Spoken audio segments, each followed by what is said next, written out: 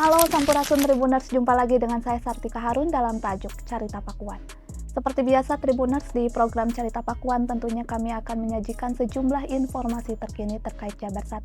Di antaranya Gubernur Jawa Barat Deddy Mulyadi menyediakan hotline khusus bagi warga Jawa Barat yang berada di kawasan konflik Timur Tengah.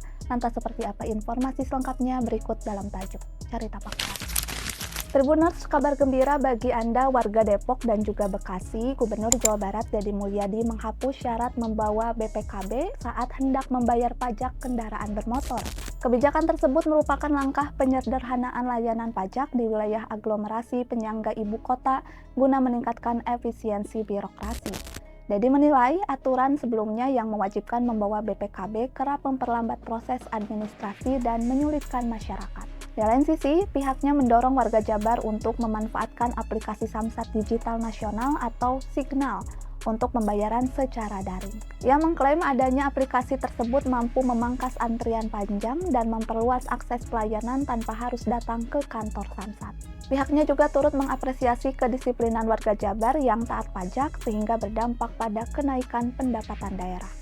Deddy menegaskan nantinya dana pajak akan dikembalikan kepada masyarakat dalam bentuk pembangunan infrastruktur jalan. Beralih ke informasi lainnya, Tribuners, Gubernur Jawa Barat Deddy Mulyadi berencana akan melakukan pinjaman daerah ke Bank BJB senilai 2 triliun rupiah.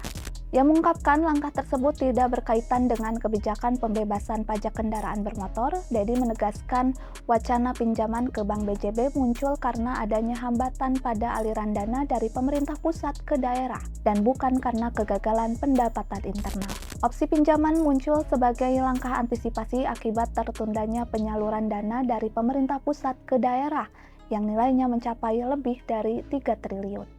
Deddy menyebut ada 2 faktor utama yang menekan likuiditas keuangan daerah. Yang pertama masih adanya tagihan dana bagi hasil pajak dari pemerintah pusat untuk periode 2023 hingga 2025 yang diperkirakan mencapai 1,5 triliun.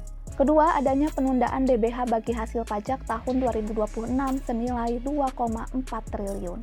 Meskipun aliran dana tersendat, Deddy memastikan proyek strategis di Jawa Barat tetap berjalan sesuai agenda. Deddy menegaskan jika pinjaman tersebut dilakukan, proses pelunasannya dipastikan tidak akan membebani gubernur selanjutnya. Pihaknya berkomitmen terkait masa pelunasan dibatasi maksimal hingga tahun 2030 sesuai masa kepemimpinannya. Beralih ke informasi penutup, Tribuners, konflik memanas di kawasan Timur Tengah antara Iran dengan Amerika Serikat dan Israel masih berlangsung hingga saat ini. Sebelumnya, Amerika Serikat dan Israel melancarkan serangan ke sejumlah kota di Iran pada Sabtu 28 Februari 2026. Serangan tersebut menyebabkan pemimpin tertinggi Iran Ayatullah Ali Khamenei tewas.